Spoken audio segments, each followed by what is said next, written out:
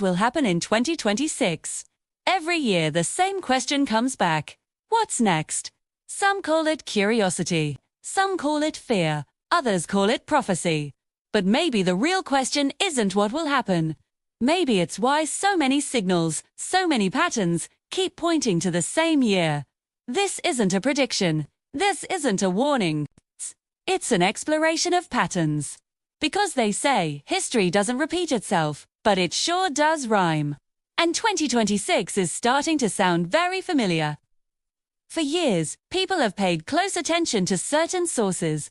Not because they're always right, but because they shape how the world thinks. One of those sources is The Economist. Its covers aren't just illustrations. They're symbolic, layered, and meant to be decoded. Whenever global systems start to shake, people look back and say, the signs were there all along. The discussion around a potential 2026 cover is no different. At first glance, you might see a celebration. A cake, bright colors, a number on top. But symbolism is never about first impressions. Look closer, and you see signs of instability surrounding this celebration. Conflict, surveillance, biotechnology, automation, control. It starts to feel less like a birthday party and more like a threshold or quiet moment where one era ends and another begins.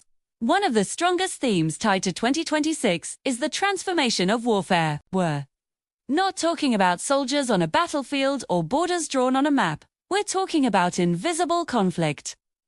Drones silently patrolling the sky, satellites watching from above, signals replacing bullets. The sky is no longer a neutral space. What once symbolized freedom now represents observation and dominance. In this new world, even silence can become a weapon. Then, there's the human body. Images of pills, syringes, and medical symbols are placed right next to weapons. This isn't a coincidence. It suggests a future where health and control intersect.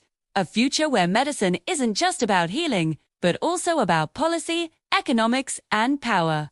Your body becomes data, a system to be regulated. And this leads to an unavoidable question. Who gets to decide what healthy even means anymore? Another recurring symbol is automation. Robots are no longer shown as helpful assistants. They're shown as replacements. In factories, in logistics, in services, and even in creative fields, machines are already creating art, writing articles, and composing music. So, the real question becomes, what's left for humans to do? Perhaps the most unsettling image of all involves the human mind itself, a brain connected by cables, linked to a controller. This isn't science fiction anymore. Algorithms are already shaping our behavior. Our attention is engineered. Our emotions are measured and monetized. The next great frontier isn't land or space, it's consciousness. It's not about controlling our actions, but about influencing our desires. The game is no longer being played by us. The game is playing us. This is where ancient names like Baba Vanga and Nostradamus resurface. They didn't speak in specific dates. They spoke in cycles and symbols, which is why their words become popular again during times of instability. Interpretations linked to Baba Vanga describe the mid-2020s as a period of extreme intensity, natural disasters, global tension, and technological dominance.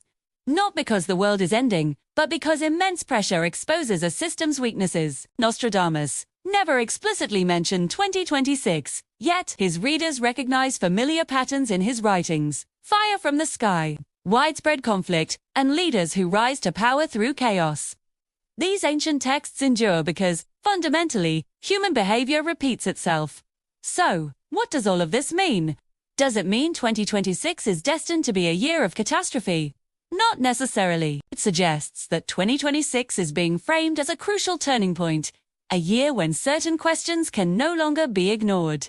Who controls information? Who controls technology? Who controls our health and our attention? And more importantly, how much of that control have we already willingly handed over?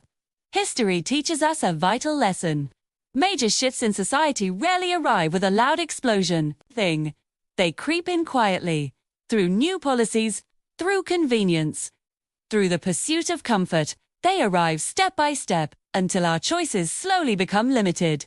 and we find ourselves in a new reality without ever realizing how we got there. 2026 might not be about collapse, it might be about normalization, the normalization of things we once found unthinkable. And that is a far more powerful force. The future is not written, but it is influenced. It's influenced by what we choose to accept, what we decide to ignore, and what we dare to question. So, do UNT just ask what will happen in 2026 / what kind of world are we agreeing to build right now? Because history doesn't wait for anyone, and those who are aware are rarely surprised. Thanks for watching.